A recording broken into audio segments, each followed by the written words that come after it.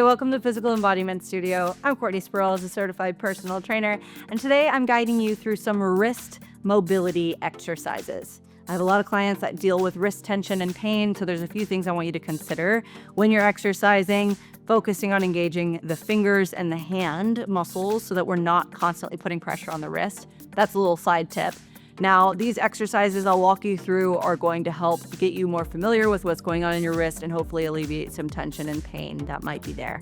Now, disclaimer, be sure you see a physical therapist or a doctor if the pain is actually quite brutal and persists. But for now, if it's just a little bit of discomfort and tension, this is the video for you. We're going to start with some wrist rolls. So let's ground our feet, soften the knees, engage your core. Your body matters from head to toe, okay?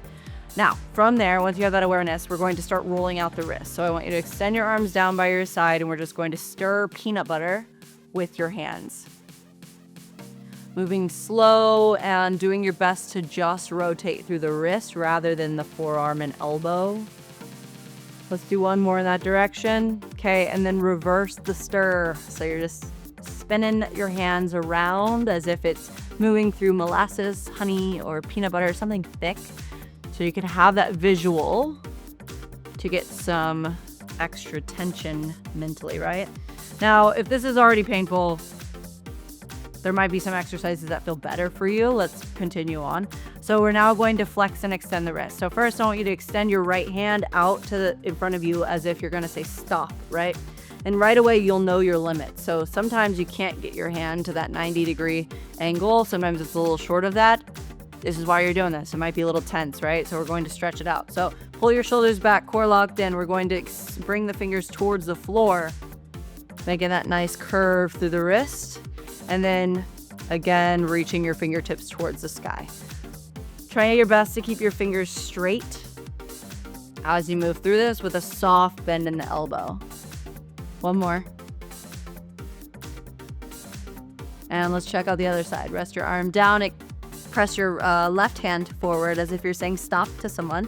Pull the shoulders down your back. Keep your core tight. We're going to bring the fingers towards the floor and then up towards the sky.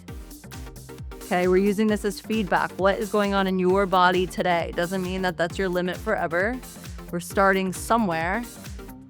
And today, this is what your body's giving you, and that's totally fine. Okay, let's move one more in each direction. All right, shake it out. What'd you learn? We're gonna drop to the floor and go into an exercise I learned during a handstand workshop, which is helpful for getting the wrist and the body primed before we do any wrist compression exercises. So we're going to make two fists, all right? Pull your shoulders down and back, fist bump yourself so your hands are touching and your fists are both complete. Open through your chest, drop your forearms down to the earth. So I'm gonna show you from the side. So your forearms are on the floor. And we're going to maintain the integrity of the fist as we lift the elbows up. Now, more is not better. We want to practice learning your limits. Now, if you can't go very high without your fingers unraveling, that's okay. Drop it back down, restart, refist, and then lift the elbows up. Try to keep your shoulders away from your ears. Keep your collarbones expanded open. And we're just going to lower and lift the elbows 2 more times together. Keeping the integrity of your fist. Try not to let your fingers unravel, but don't force it. And lower all the way down, and we'll shake it out. Another exercise is, I call them turkey hands. So you're going to have your hands in opposite directions. Your fingers are in opposite directions. You pull your shoulders down and back, and you might already feel a nice stretch here through the front part of your forearm. We're just going to hang out here, gripping into the fingers so we can protect the wrists and alleviate some tension. And then I want you to turn your fingers in towards each other. I call this bulldog hands. So we're shoulders away from the ears, softening the wrists, softening the elbows, feeling the fingers reach towards each other. And now if it's comfortable, fingers towards your knees, open through your chest. And this already is quite a stretch, so stay here and breathe. If you need to come out of it a little bit, you can lift a little higher.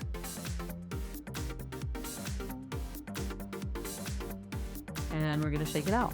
Okay, the last thing I wanna show you before self-massage is a radial nerve floss. So radial nerve is connected to the first two fingers, and goes up the arm. So first I'm going to have you low 5 with your right hand, pull your shoulders back, make sure you're not leaning, and we're going to bring the left ear to left shoulder.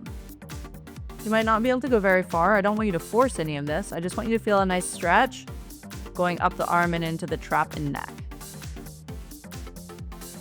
Shake out the right arm, and we'll do that same thing with the left. So pull the shoulders back, low 5 with your left hand, bring your right ear to your right shoulder.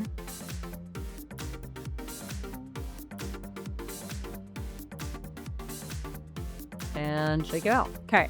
Self-massage is an important component here. If the muscle is tight, it's going to press on the nerve and cause discomfort in the whole chain.